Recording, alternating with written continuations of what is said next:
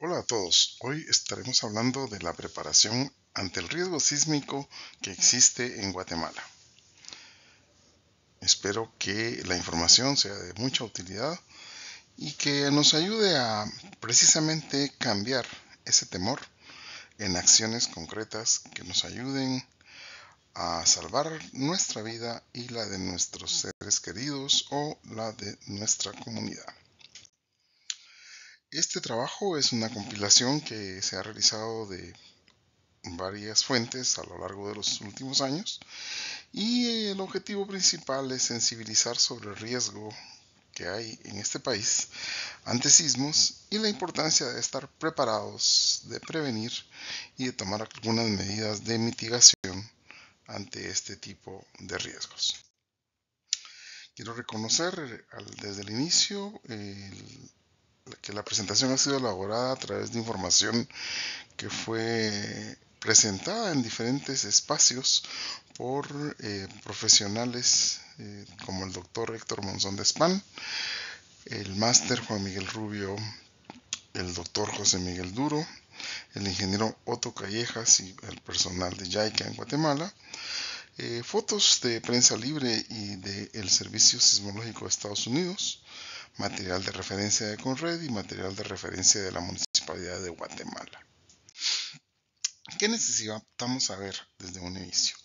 Debemos tener un conocimiento del fenómeno o evento, en este caso, de un terremoto.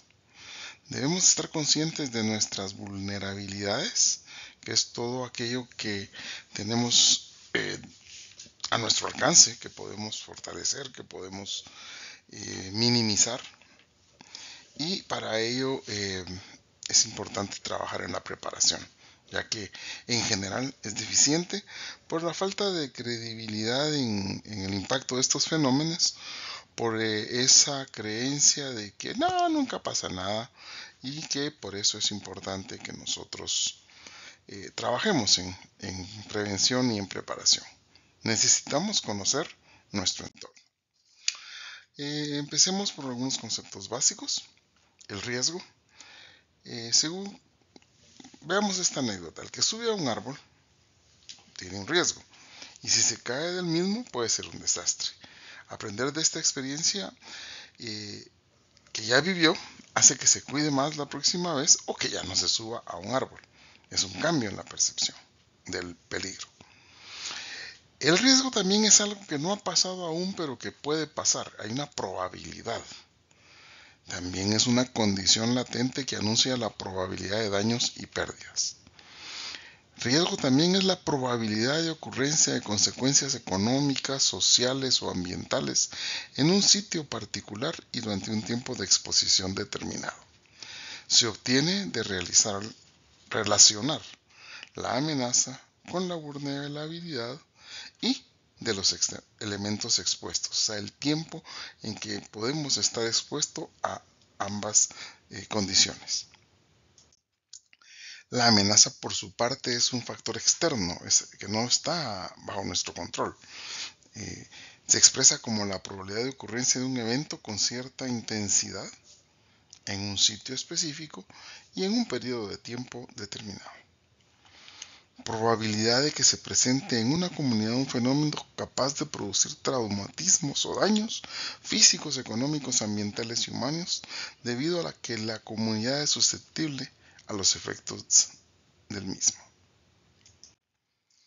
En este gráfico podemos ver cómo el concepto del riesgo de desastre está condicionado por la amenaza, que en este caso es un peligro natural, la vulnerabilidad, que muchas veces la creamos al asentar nuestras comunidades o nuestra infraestructura en sitios en donde existen peligros naturales y en donde el nivel de exposición y las características de esa infraestructura hace que exista un riesgo. Pero en los últimos años se escucha hablar mucho del cambio climático, que lo que ha hecho es incrementar la recurrencia o la frecuencia de ciertos peligros naturales y también su intensidad. Por otro lado, la vulnerabilidad se ha visto incrementada por la pobreza y la degradación ambiental y el nivel de exposición por un desarrollo mal planificado, un desarrollo urbano, un desarrollo de las comunidades sin considerar todos estos aspectos, ¿verdad? Eso hace que el riesgo de desastre se incremente, sea más grande cada vez.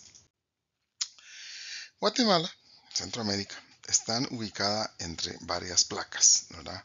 Es parte de la placa del Caribe principalmente y la placa de Cocos. Y tenemos al norte la americana, que en esa confluencia de placas prácticamente atraviesan nuestro país.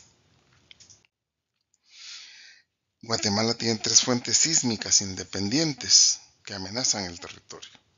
Por una parte, al sur, a lo largo de la costa pacífica, está la zona de subducción de estas placas que les estaba hablando en la lámina anterior. En el centro del país está la zona de transcurrencia que está integrada o marcada principalmente por la falla del Motagua y la falla del Polochic. Entonces, muchos de los eventos que vamos a recordar van a estar asociados a estas últimas manifestaciones naturales, peligros naturales. Las fallas menores, por su parte, se localizan en diferentes partes del territorio. Al norte entre Altagrapaz, Quiché y Huehuetenango, San Marcos, Quetzaltenango, Sololachi, Maltenango, pero más intensamente en la parte central de Guatemala como departamento, ¿verdad? Y Santa Rosa, parte del norte de Jutiapa y yendo hacia Jalapa, Zacapa y Chiquimula. Entonces hay fallas que debemos de poner atención. Y la zona de subducción es en donde la placa de Cocos se mete prácticamente abajo de la placa del Caribe y produce todos estos sismos en esa zona. De igual manera, cuando la placa norteamericana empuja acá, también tenemos movimientos. Vean el movimiento que se ha estudiado por años, en donde se ve que la placa americana se mueve en esta dirección, o sea, de este a oeste, y que en el caso de la placa del Coco, pues se mueve hacia la dirección oeste-este. Lo mismo pues va a pasar con la del Caribe, que es empujada en esa misma dirección. Eso ha dado lugar a la formación de una cadena volcánica muy grande. Solo Guatemala cuenta con 33 edificios volcánicos, ¿no? Lo cual también le mete otro factor de peligro natural o amenaza. Aquí podemos ver la placa del Caribe, su extensión, ¿no? Cómo afecta el norte de Sudamérica, es decir, Venezuela y Colombia, en donde termina la placa sudamericana precisamente y la placa del Nazca. Aquí un pequeño mapa de algunas de las fallas geológicas principales que se han identificado en Guatemala. Y ahora vamos a tratar de explicar en qué consisten los sismos. Los sismos se producen por una ruptura en un determinado punto de la corteza terrestre y vamos a llamarlo el foco o hipocentro. Ese está a una determinada profundidad y esa determinada profundidad da la pauta de cómo puede ser este movimiento. Si la profundidad es grande, el sismo en la superficie suele manifestarse por ondas P, que es esa, y ondas S, que son esas pequeñas ondulaciones. Conforme la profundidad se va incrementando, entonces pueden presentarse ondas de Lowe o bien ondas de Rayleigh, que hacen que el movimiento se sienta trepidatorio o bastante intenso. Es hacia arriba, hacia abajo, hacia los lados, muy diferente a el de las ondas S y ondas P, que es un tanto más coloquialmente dicen amaqueado, ¿verdad? Nada más un movimiento suave. Bueno, también puede ser intenso dependiendo de la magnitud en esa profundidad donde se produce el sismo. Está ligado pues a fallas profundas o fallas superficiales, y así es como vamos a tener o determinar las diferentes escalas en las que se miden los sismos más adelante. Estas gráficas les muestran a ustedes cómo se mueven las placas, cómo se mueve la Tierra. Entonces hay este tipo de fallas divergentes o bien convergentes, como es el caso de la placa de Cocos, las que son transcurrentes, en donde una placa se mueve al lado de la otra. Esta es convergente también, pero provoca colisión, ¿verdad? Porque es la que da lugar a formación de montañas y esto. Y aquí podemos ver una especie de silla de montar en donde se muestran los diferentes tipos de falla que hemos estudiado en este lado. En su momento, José Miguel Duro hizo una presentación en donde hizo o mostró esta recopilación hecha por para UNICEF en 2001, en donde revisando registros históricos, ¿verdad? Se contabilizó por departamento cuáles son lugares en donde se dan más eventos de origen geodinámico: erupciones, terremotos, sismos, grietas, hundimientos, derrumbes. ¿Y por qué el año 99? Porque fue poco para muchos después del paso del huracán Mitch, o aun cuando ya se había degradado, pues muchas de estas cosas han cambiado para Guatemala. Aquí vemos pues la cantidad de puntos, es la cantidad de sismos que se han dado en un periodo entre el 77 y el 2003, en donde contamos con más equipo de medición, aun cuando pues las mismas autoridades del INSIGUME reconocen que es insuficiente con la que cuentan, ¿verdad? A nivel de las políticas de riesgo, de gestión del riesgo, debemos de entender que hay una tolerancia, especialmente a nivel social. Esta la vamos a medir como un riesgo mínimo tolerable, que es aun cuando el evento sea severo y la cantidad de muertos se ubique entre 1 y 10, los lesionados entre 10 y 100, el lucro cesante, que consiste en el tiempo que la gente va a dejar de trabajar por tener que atender la emergencia, ya sea por algún familiar lesionado o porque él mismo se lesionó, de 1 a 30 días. El impacto ambiental se cree que puede ser reversible entre 1 y 5 años. Para países como el nuestro, algunos expertos hablan de hasta 10 años para esa recuperación. Y los daños materiales, que pueden estar entre 1 y 50 millones de dólares. Como ven, este es el caso del riesgo mínimo tolerable. Para incidentes mayores o catastróficos debe de haber un riesgo que sea reducible. Todo lo que podamos prever en la planificación y trabajar en mitigación, preparación y prevención, pues nos va a ayudar a que ese riesgo se reduzca. Pero aún así, la magnitud de los daños puede ser muy impactante. Repasemos el concepto de vulnerabilidad. Es una situación de déficit, de incapacidad de una población, una persona o un sistema para poder anticiparse, resistir o recuperarse de los efectos adversos de una amenaza o un peligro. Es una condición interna, dijimos. Los principales factores son la exposición, o sea, que yo me arriesgue, que yo me exponga, como el ejemplo del árbol. La susceptibilidad o fragilidad a sufrir daños por una amenaza o peligro, es decir, va a depender mucho. Si me subo al árbol y soy una persona muy delgada y me caigo, me puedo quebrar algún hueso o algo. Y si estoy pasado de peso, pues también puedo tener otro tipo de implicaciones al caer.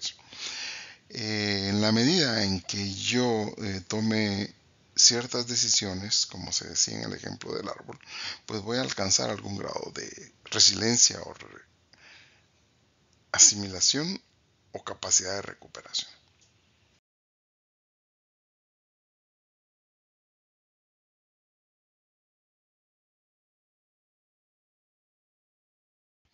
Este mapa nos muestra la evolución de la ciudad de Guatemala y sus alrededores y cómo han sido ocupados los espacios al extremo de que varios municipios están ahora conurbados, algunos agrupados en la mancomunidad Gran Ciudad del Sur, pero otros en otras mancomunidades, pero nos habla también de la presión sobre el territorio, un territorio con un nivel de exposición bastante alto.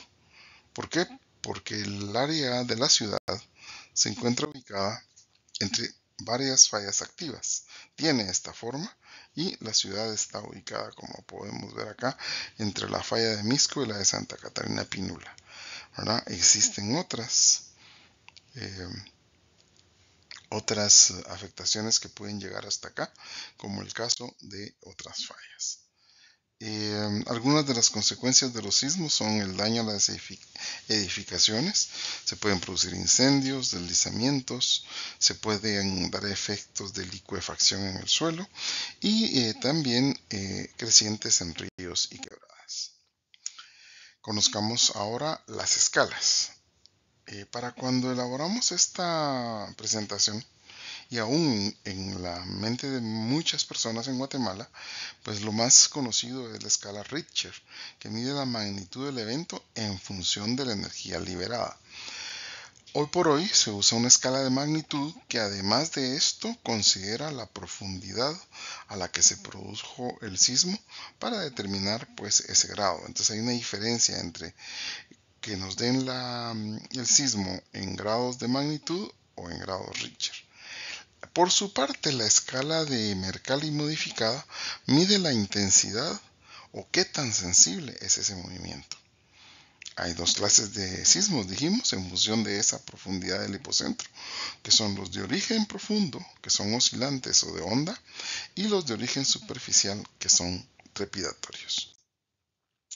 Aquí un comparativo entre la escala Mercalli, que siempre aparece en números romanos, y la escala Richter, ¿verdad? En donde para un terremoto importante como el que tuvimos en el año 76, pues el nivel de Mercalli pudo haber alcanzado los 10 grados. Pero, voy a regresar un momento. Y vamos a ver qué tipo de daños produce una magnitud en grados Richter, por ejemplo, de 7,6.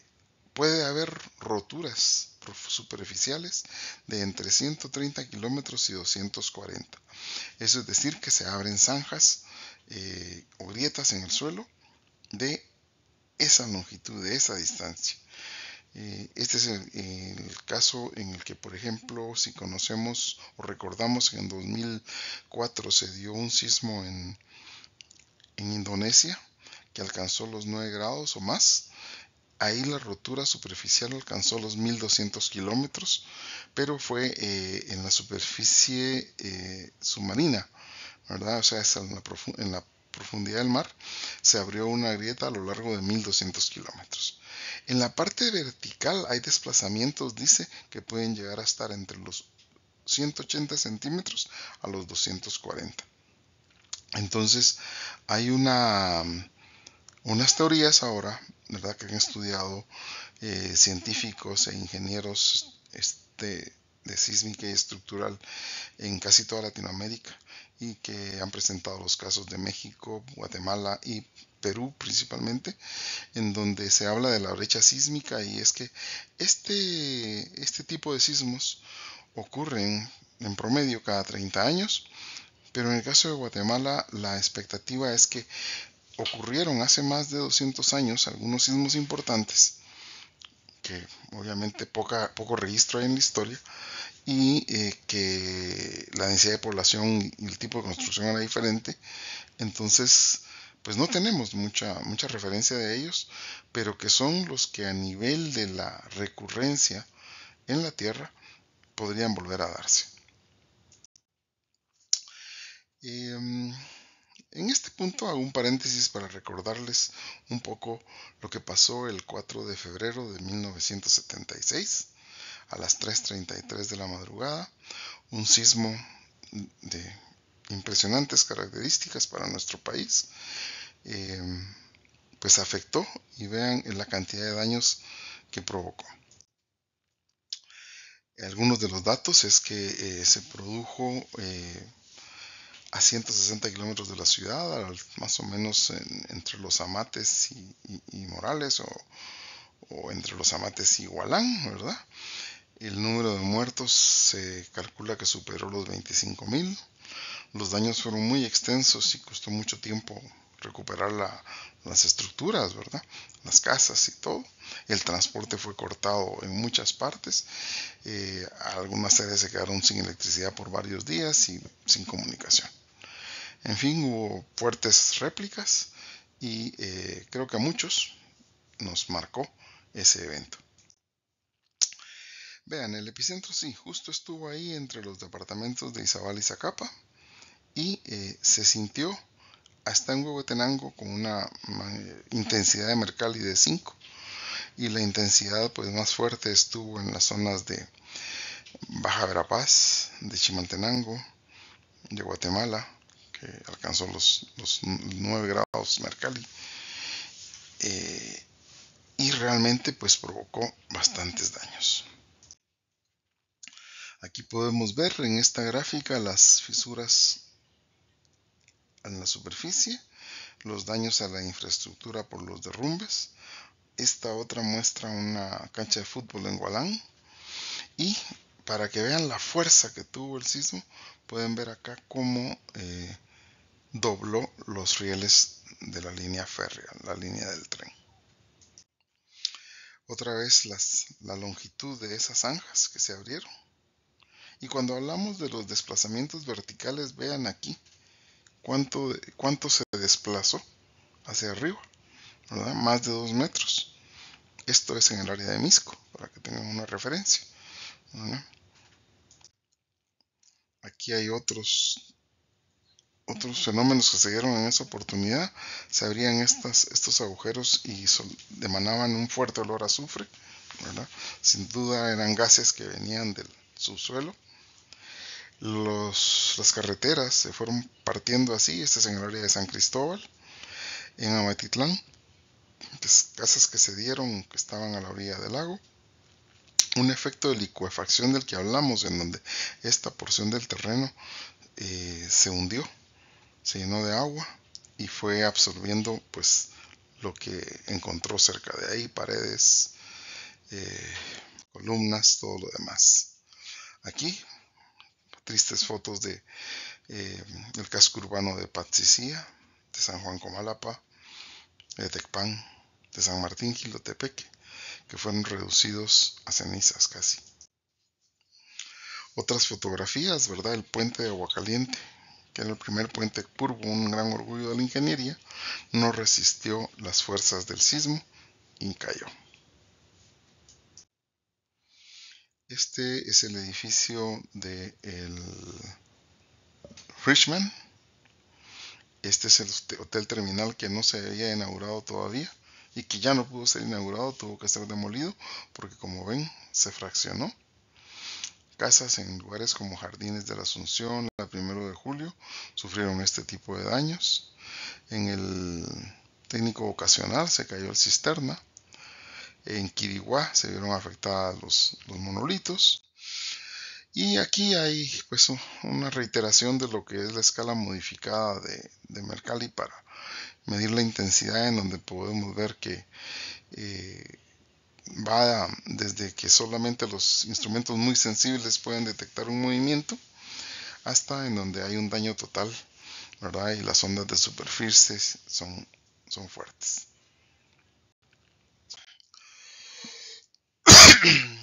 Ahora la pregunta es si estamos preparados para un nuevo sismo. Cada vez que hay un temblor, como hace un par de días, de noches, pues todos nos alarmamos, pero muchas veces no tomamos las medidas de prevención en nuestro hogar y tampoco en nuestra comunidad o nuestro municipio. no hay planes a nivel regional, y si bien hay un plan de respuesta a nivel nacional que tiene Conred, pues solo es entre quienes se debe de coordinar la respuesta a la hora de un evento sísmico. Veamos antes unas proyecciones que son de interés. Entre el año 2003 y 2006, la cooperación japonesa trajo a Guatemala expertos sismólogos que, con toda la tecnología que usan allá en Japón y toda una serie de equipos e instrumentos, pues hicieron proyecciones y mediciones, ¿verdad? De qué pasaría si se da un sismo de determinada magnitud en diferentes fallas que están alrededor de ciudades como Guatemala y Quetzaltenango, y nos dieron sus previsiones en Mercalli. Veamos.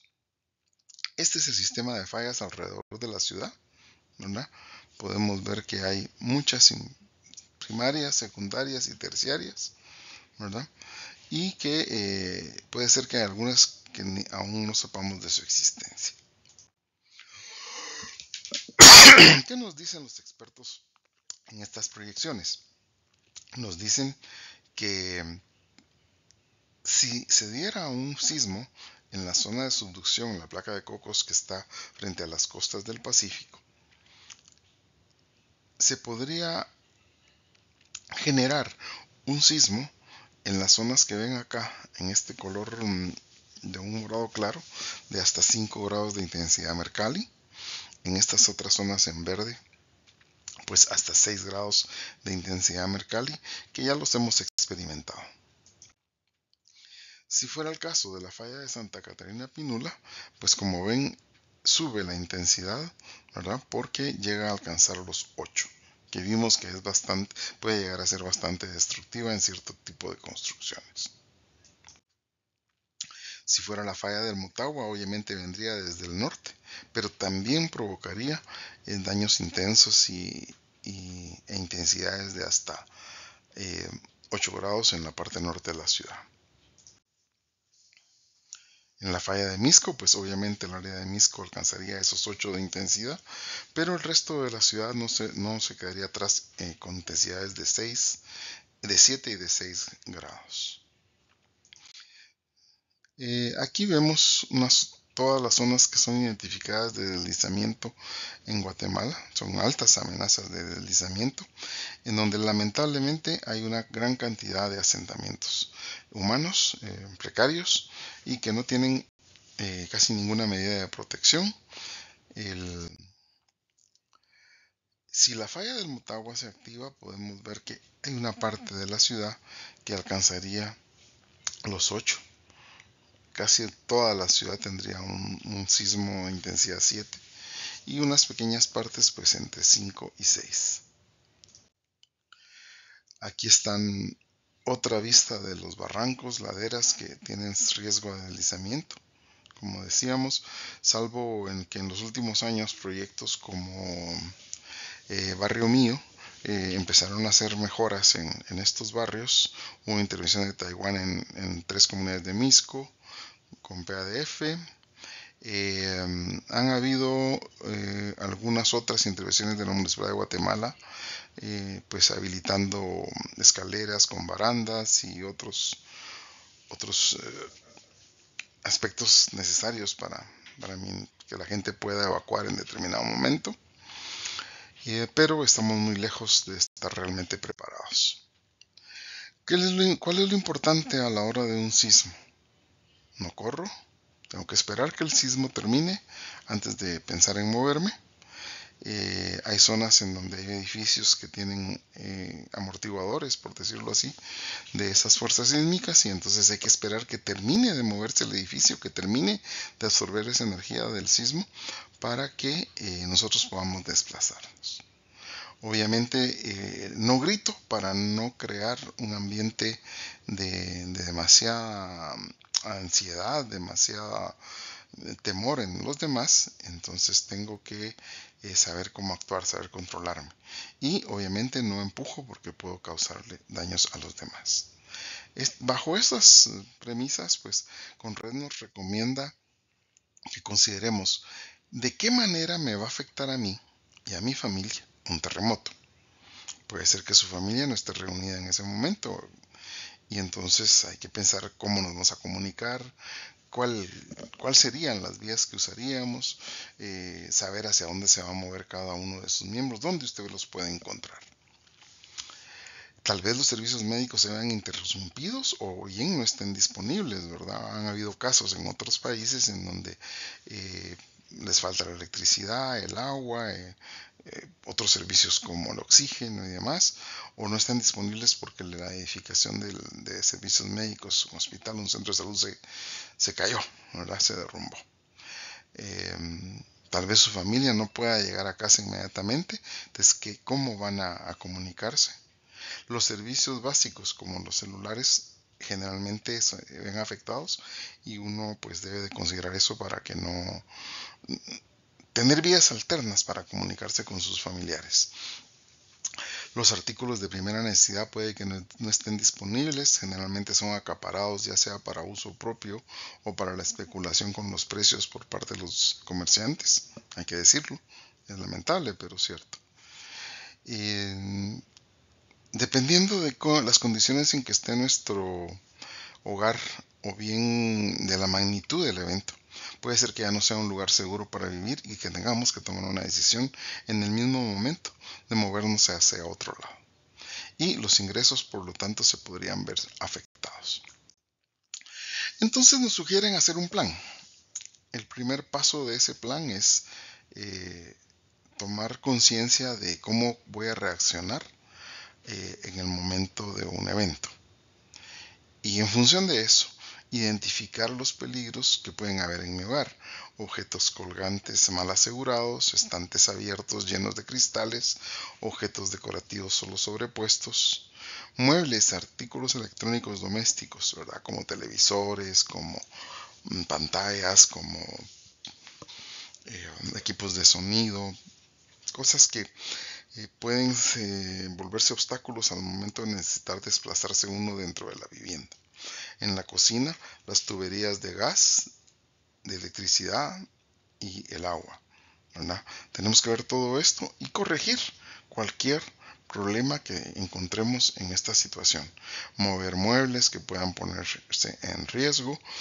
Tengo una anécdota de que hace algunos años, cuando fue el sismo de San Marcos de 7.2, pues yo había dado un curso hace un par de años a unos estudiantes de una maestría y recibo la grata noticia de uno de ellos que me dice: gracias a que hicimos este ejercicio y movimos unos muebles en la casa, mi mamá se salvó porque pues ella ya estaba ubicada en otra parte para cuando el sismo se dio y los muebles cayeron encima de donde ella solía dormir.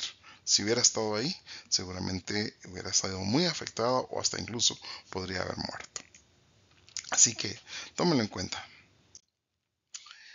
En el paso 2, Conred también nos recomienda hacer un plan familiar de respuesta para todo tipo de emergencias. Es donde debe de incluir dónde nos vamos a reunir.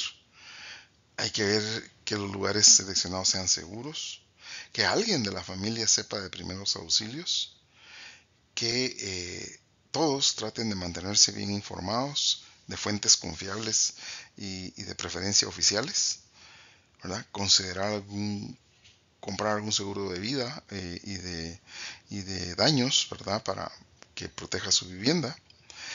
Elaborar un plan de recuperación de sus negocios. Guardar una copia de sus documentos importantes, de las llaves, entre otras cosas. Si usted entra al sitio de Conred, ahí va a encontrar el formato para elaborar su guía familiar y también un ejemplo de cómo llenarla. Le van a recomendar que prepare un equipo de provisiones para 72 horas, ¿verdad? Con especial atención en niños, ancianos y personas con capacidades diferentes. La mochila pues debe tener algunas cosas como agua, cloro, un radio, papel, jabón, linterna, donde hacer apuntes, los documentos importantes, un botiquín, algunas comidas por lo menos para esos días y ropa, ¿verdad? Veámoslo más despacio. La mochila Dice alimentos, ¿verdad? Una cantidad que va a depender del número de miembros de la familia, que sean enlatados para que aguanten, ¿verdad? Deshidratados, de fácil apertura, agua pura, ¿verdad? Una cantidad que satisfaga al grupo familiar por al menos 3 días. Las llaves, es muy importante tenerlas a mano o saber ubicar una copia. ¿Dónde está? Un directorio telefónico para ubicar a familiares y amigos, ¿verdad? Médicos, el colegio de los niños, el trabajo de los grandes. Un botiquín de primeros auxilios con mascarillas, guantes, agua oxigenada, paletas de madera, curitas, vendas, alcohol, algodón, entre otras cosas, ¿verdad? Pero que sea manejable y que todos sepamos siempre dónde está ubicado para fácil llevarlo. Otras cosas importantes pues es una linterna, lazos, gorgoritos, fósforos, el radio de baterías, que pueden ser muy importantes y abrigo, ¿verdad? Nos recomiendan tener ropa a mano como pues, pants, suéteres, mantas, artículos personales, dice, pues suéteres decíamos, zapatos cómodos, ¿no?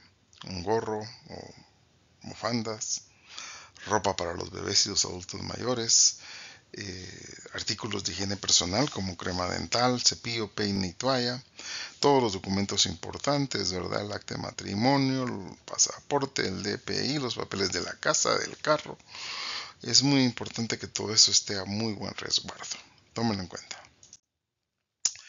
Una caja con herramientas puede serle útil para hacer trabajos menores en ese momento y que tenga pues un martillo, un alicate, unos clavos, unos tornillos, eh, cosas que sean útiles en ese momento. Para nuestras mascotas pues no olvidemos su comida, su agua, cosas para limpiar lo que ellos dejan, ¿verdad? Para sus desechos y poder evitar contaminar entonces el área en donde estamos refugiados. Eh, algún botiquín de emergencia con las mascotas, ¿verdad? Y todo lo que podamos pues, llevar para ellos es importante.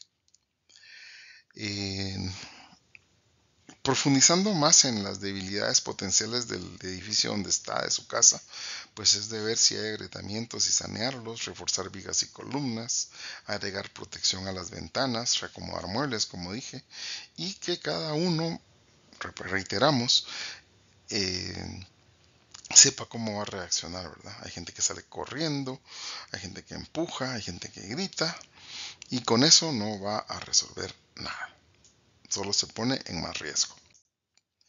Protéjase a sí mismo, ¿verdad? Si está dentro de una edificación, agáchese, cúbrese y agárrese, ¿verdad? Porque eso es importante a la hora de un sismo fuerte. Si está conduciendo, caminando al aire libre, también tiene que tener ciertos cuidados. Investiguen un poco más sobre el triángulo de la vida y consulte con conocedores de atención de emergencias. No se pare en los marcos de las puertas, no son realmente seguros.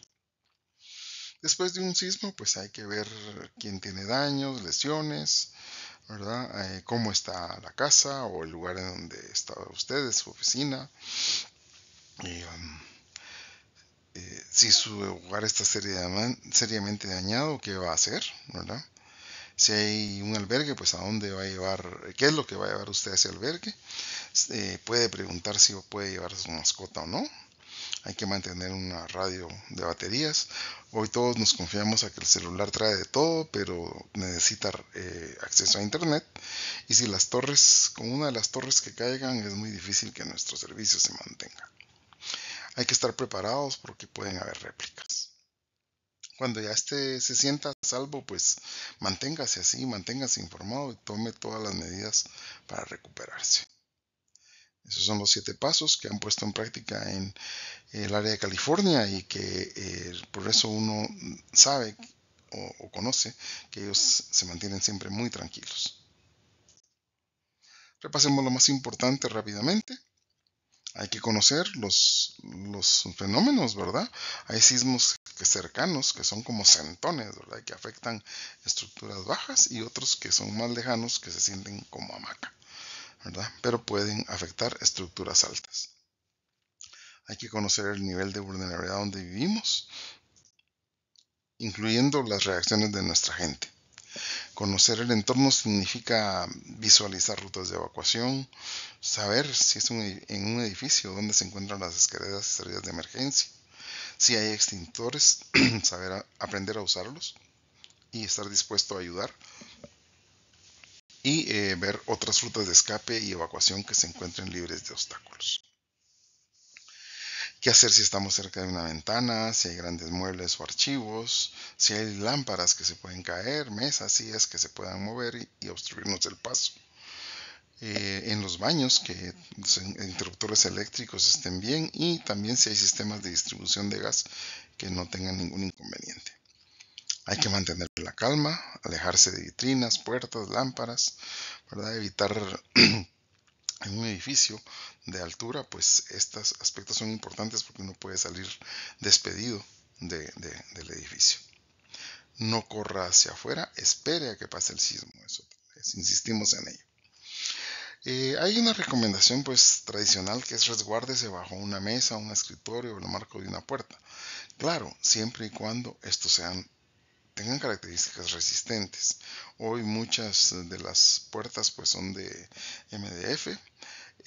Las mesas no son nada resistentes y los escritorios tampoco, entonces no son una garantía, pero obviamente van a minimizar el daño que usted pueda sufrir. Debe permanecer con las rodillas dobladas y la cabeza hacia abajo, protegida con sus manos, y si lo hace bajo una columna, tiene que sentar dándole la espalda, y si lo hace debajo del marco de la puerta, hágalo sentado de frente al ángulo de cierre, es pendiente a un impacto de la misma. Busque lugares rígidos dentro de su estructura, los baños, los ductos de elevadores y gradas, muros de corte. Trate de alejarse de aquellos lugares lejanos a la rigidez, a lo que hace que la estructura pues se vaya haciendo menos rígida. Hay puntos en su vivienda que pueden ser muy buenos para que usted se refugie a la hora de un sismo y minimice el riesgo de sufrir daños. Guíe a las personas que están cerca de usted. Si están al aire libre, hay que alejarse de árboles, edificios, postes, cualquier estructura que pueda caer, ¿verdad? Aléjese hacia una zona despejada, pero no corra, ni cruce las calles imprudentemente porque alguien puede venir ahí y atropellarle. Evite estar curioseando. Si no va a ayudar, deje que los vehículos de emergencia se desplacen y hagan su trabajo. Si va dentro de un vehículo, deténgase con precaución y busque áreas despejadas, lejos de cables eléctricos, postes, edificios que puedan caer, por supuesto, pero manténgase dentro de su vehículo. Le será de mucha protección. Después del sismo hay que evacuar el área afectada, ver si hay víctimas y si uno puede ayudar, pues ayudar, y si no, facilitar que las personas con más experiencia atiendan este tipo de rescates. Es importante que no utilice los ascensores, que prefiera usar las escaleras, y siempre con mucha precaución, ordenadamente, tranquilamente, despacio, pegados a una baranda o bien a una pared para evitar más riesgos. Si la visibilidad es escasa o nula, tiene que utilizar su sentido del tacto y tratar de quitar escombros. Como en los incendios, puede ser una opción caminar, como dicen, como perrito, ¿verdad? En cuatro, hasta llegar a un punto seguro. La evacuación debe hacerse con calma. Hay que tener cuidado con lo que uno toque porque o pise cuando va caminando, porque puede ser peligroso. Hay que tener en cuenta las señales de emergencia en el momento de la evacuación, siempre y cuando estas existan, ¿verdad? En Guatemala pues no se acostumbra a tener válvulas de gas más que en las de los cilindros, pero es bueno que uno pues las cierre también, así como las de agua y los circuitos eléctricos. Es bajar todas las palancas para evitar cualquier riesgo. Eh, Otra recomendación es en ese momento pues no beber agua de los chorros porque puede estar contaminada y es mejor preferir la de las botellas. No usar los teléfonos a menos que sea estrictamente necesario porque se sobrecargan las líneas y entonces la ayuda tarda en llegar. Mantenerse pendiente de la información oficial y evitar especulaciones. Recuerdo de ese evento del 76 que amigos que venían de Costa Rica, de El Salvador, a ayudar nos decían que las noticias hablaban de que nosotros en Guatemala habían demasiados muertos y que no teníamos que comer, entonces nos vendíamos y matábamos las ratas y que eso estábamos comiendo, que era totalmente falso, ¿verdad? Mucha especulación, mucha mala información. Trate de no estar solo, ¿verdad? Trate de mantenerse agrupado con su familia o con grupos de la comunidad en donde se sienta seguro. Si sabe de primeros auxilios, ayude. Si no, como decíamos, hágase a un lado de espacio para los que sí saben, ¿verdad? Eh,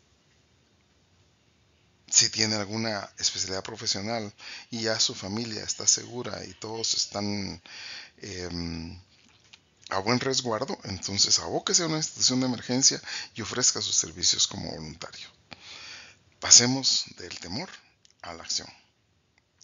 Espero que todo esto sea de mucha utilidad. Les agradezco su tiempo y que podamos prevenir y ser más resilientes cada vez. Los espero en el próximo programa.